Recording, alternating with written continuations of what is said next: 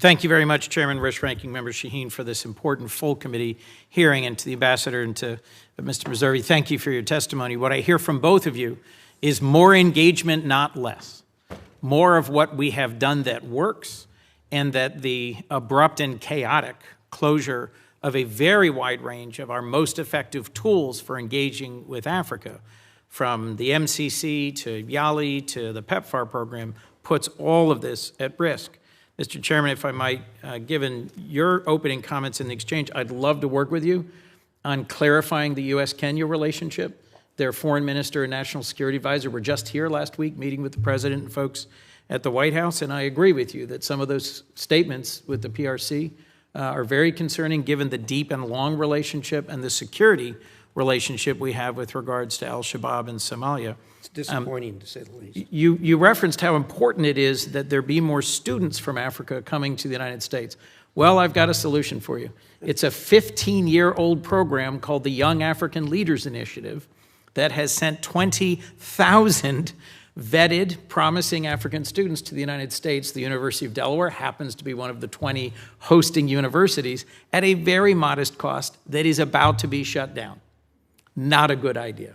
It brings promising young African leaders to the United States for a summer to meet with businesses and entrepreneurs, to meet with civil society, to convene in Washington, and then go to 20 different states all over the country. One of many things I don't think we should shut down. To the point you just made, Ambassador Gavin, the Millennium Challenge Corporation, MCC, launched under President Bush, explicitly used corruption and combating corruption, reducing corruption as one of the key indicators for whether or not a country would get a long-term development partnership with the United States.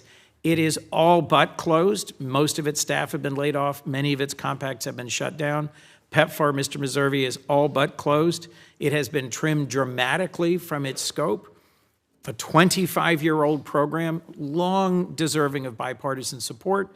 I'd just be interested in both of you briefly saying, what does it do to our reputation on a continent of 54 countries, a continent with enormous human potential and natural resources, a country that China and Russia see as the continent of the 21st century?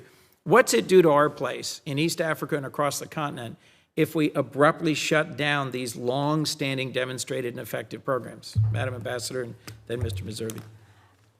Thank you, Senator. It is incredibly self-defeating, is my view. I just don't understand why we are taking a bunch of tools in our foreign policy toolbox and tossing them into a dumpster. I think the term was a wood chipper. Okay, I suppose so. It's tougher to reassemble things that have been put through a wood chipper than things that have gone through a reasoned, considerable review, which is the process that we should have gone through, is to have this body, Congress, work with the new administration to say, okay, trim this, reform this, change this, shutter this, expand this. Yeah. That's not what happened. No, it's not. And not only have we lit our credibility on fire, and you see particularly China making hay of this, the favorite phrase now is reliable partner. China's a reliable partner. They're not going to abruptly pull the rug out from under you. And I think that, some of the kind of knock-on effects, consider the tens of thousands of health workers in Kenya who are out of work now. These are educated, engaged citizens, and the messaging we want to do about this long relationship with Kenya, it's at odds with their lived experience now. And I'm about out of time. I've got less than a minute. Sorry. Mr. Meservey, if I might.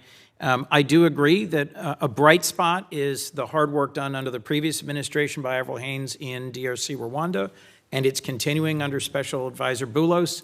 There's a real chance of peace there. I can't think of a more concentrated example of the PRC-U.S. competition than the two adjacent bases in Djibouti.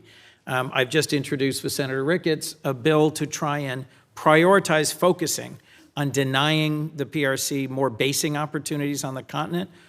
What do you think we ought to make a priority in doing that important work? Yeah, thank you, Senator, and I'm very pleased to hear about the bill and your attention to this problem. I would especially highlight the danger of an Atlantic Ocean base. We know quite reliably that China has been pursuing such a base for years. It's not hard to see how problematic that would be for security of the American homeland. So I think I mentioned in my original remarks that commercial engagement should be at the heart of a strategy.